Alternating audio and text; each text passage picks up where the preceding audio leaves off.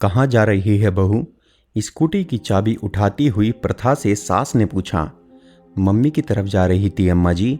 अभी परसों ही तो गई थी। हाँ, पर आज पापा की तबीयत ठीक नहीं है, उन्हें डॉक्टर को दिखाने ले जाना है। ये तो रोज का हो गया है। एक फोन आया और ये चल दी। बहाना चाहिए पीहर जाने का। सास ने जाते जाते प्रथा को सुनाते हुए कहा। हम तो पछता गए भाई, बिना भाई की बहन से शादी करके। सोचा था चलो बिना भाई की बहन है तो क्या हुआ, कोई तो इसे भी ब्याहेगा। अरे, जब लड़की के बिना काम ही नहीं चल रहा तो ब्याह ही क्यों किया। ये सुनकर प्रथा के तन बदन में आग लग गई। दरवाजे से ही लौट आई और बोली, ये सब तो आप लोगों को पहले से ही पता था ना। अम्मा जी की मेरे भाई नहीं हैं, और माफ़ करना, इसमें एहसान की क्या बात हुई। आपको भी तो पढ़ी लिखी कमाऊ बहू मिली है।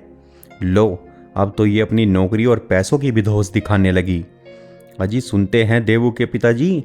सास बहू की खटपट सुनकर बाहर से आते हुए ससुर जी को देखकर सास बोली, पिताजी मेरा ये मतलब नहीं था। अम्मा जी ने बात ही ऐसी की कि मेरे भी मुंह से निकल गया, प्रथा ने स्पष्ट किया। ससुर जी ने कुछ नहीं कहा और अखबार पढ़ने लगे। लो, कुछ नहीं कहा। लड़के को पैदा करो, रात रात भर जागो, गंदगी साफ करो, पढ़ाओ लिखाओ, शादी करो, और बहुओं से ये सब सुनो। कोई लिहाज ही नहीं रहा छोटे बड़े की। सास ने आखिरी अस्त्र फेंका और पल्लू से आंखें पोंछने लगी। बात बढ़ती देख देवाशीष बाहर आ गया। ये सब क्या हो रहा है अम्मा? अपनी चहेती से ही पूछ लो। तुम अंदर चलो, लगभग खींचते हुए वह प्रथा को कमरे में ले गया। ये सब क्या है प्रथा? अब ये रोज की बात हो गई है। मैंने क्या किया है? बात अम्मा जी ने ही शुरू की है। क्या उन्हें नहीं पता था कि मेरे कोई भाई नहीं है, इसलिए मुझे तो अपने मम्मी पापा को संभालना ही पड़ेगा? प्रथा ने रुआसी होकर कहा। वो सब तो ठीक है, पर वो मेरी माँ है।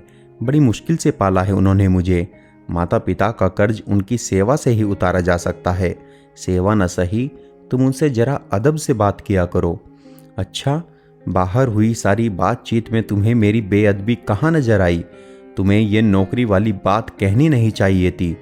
हो सकता है मेरे बात करने का तरीका गलत हो, पर बात सही है देव, और माफ़ करना, ये सब त्याग उन्होंने तुम्हारे लिए किया है, मेरे लिए नहीं।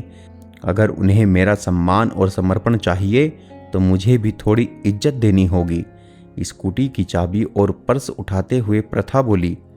अब कहाँ जा रही हो? कमरे से बाहर जाती हुई प्रथा से देवाशीष ने पूछा। जिन्होंने मेरी गंदगी धोई है, मेरे लिए रात रात भर जागे हैं, मुझे नौकरी लायक बनाया है, उनका कर्ज उतारने, प्रथा ने गर्व से ऊंची आवाज में कहा और स्कूटी स्टार्ट कर चल दी।